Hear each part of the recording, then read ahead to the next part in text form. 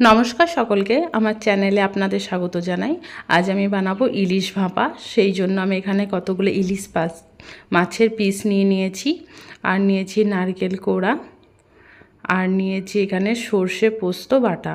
সর্ষে পোস্ত বাটা আমি পোস্ত 4 ভাগের 3 ভাগ নিয়েছি, আর 1 ভাগ সর্ষে নিয়েছি।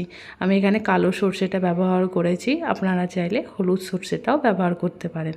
আর নিয়েছি কাঁচা লঙ্কা আর সরষের তেল। এবার একটা টিফিন কৌটোর মধ্যে আমি সর্ষে পোস্ত বাটা 4 চামচ মতো দিয়ে দেব। আপনারা যে পাত্রের মধ্যে ইলিশ ভাপাটা বানাবেন সেই পাত্রের মধ্যে এটা তৈরি করবেন।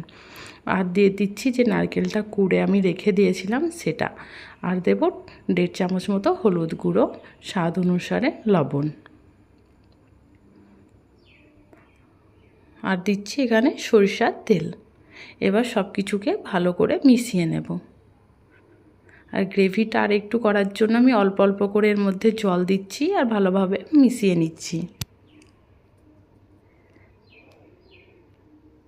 আপনাদের যতটা গ্রেভি দরকার আপনারা সেই হিসাবে জল এখানে ব্যবহার করতে পারেন।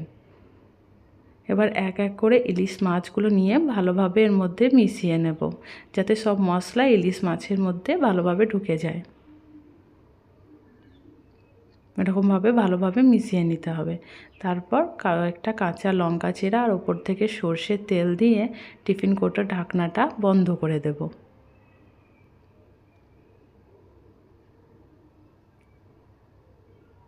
এবার একটা প্রেসার কুকারের মধ্যে জল দিয়ে তার মধ্যে টিফিন কৌটোটা দিয়ে দেবো, যাতে টিফিন কৌটোটা পুরোটা ডুবে না যায়। এবার প্রেসার কুকারের ঢাকনাটা বন্ধ করে একটা সিটি লাগিয়ে নেব।